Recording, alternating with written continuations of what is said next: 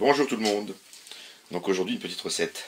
Donc on va faire du sanglier et on va le faire en civet. Donc j'ai sorti un morceau du congélateur et puis je l'ai coupé en morceaux. Donc là il s'agit d'un haut de pâte à vent avec une partie de côte. Donc je viens de tout découper et pour le mettre en marinade en fait.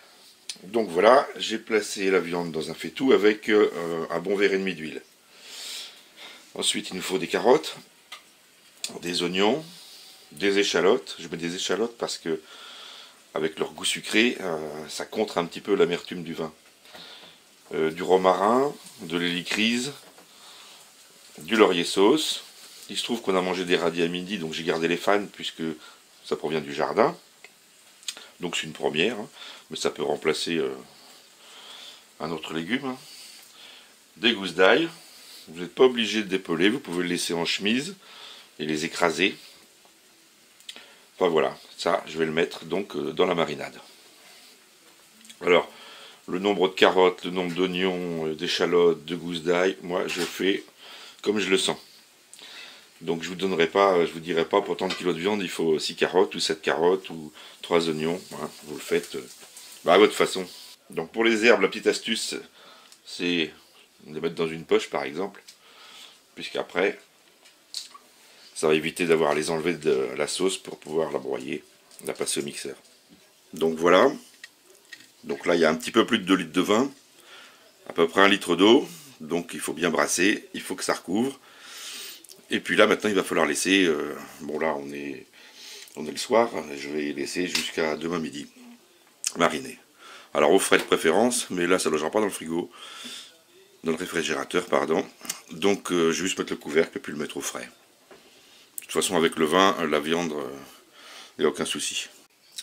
Donc voilà, donc après une bonne nuit de marinade, j'ai retiré les morceaux et je les ai fait bien griller à la poêle. Donc pour ça il faut mettre de l'huile et du beurre. Le beurre, ça favorise la cuisson quand même, puisque les morceaux sont quand même très imbibés. J'ai oublié de vous dire, dans la marinade, j'ai aussi rajouté un peu d'épices Rabelais et les 5 baies, donc poivre, le mélange. Le sel, par contre, je le mettrai à la fin seulement, c'est pour éviter que ça dessèche la viande. Donc là, j'ai mis sur le feu la marinade, qui est en train de bouillir, là. Je vais la faire réduire un petit peu, pour que les légumes soient un peu plus tendres, et je vais la passer au blender.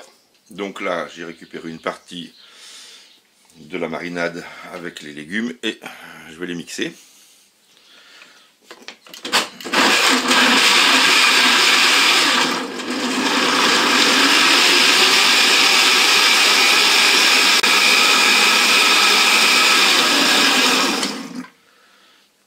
Voilà, donc je vais rajouter ça à la viande.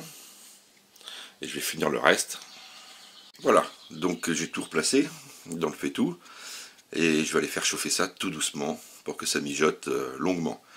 N'oubliez pas de replacer le petit sachet avec les épices. Et puis là j'ai rajouté un petit peu de chocolat. Mais on va rectifier à la fin de toute façon. Il y aura aussi des champignons que je vais mettre avec. Et des lardons. Donc voilà, après 3 heures de cuisson. Bon, l'idéal est de le laisser plus longtemps avec un feu plutôt doux. Plus il cuit longtemps doucement, meilleur il sera. Donc là, je vais rectifier l'assaisonnement.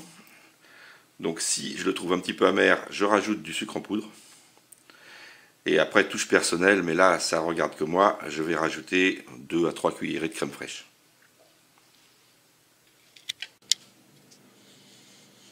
Et voilà le résultat, c'est prêt. Les 2 secrets pour réussir un bon civet. Premièrement, c'est de le faire la veille. Il sera encore meilleur réchauffé le lendemain. Et secondement, si vous avez du sang, faites la sauce avec le sang. Accompagné d'un bon bourgogne, bon appétit!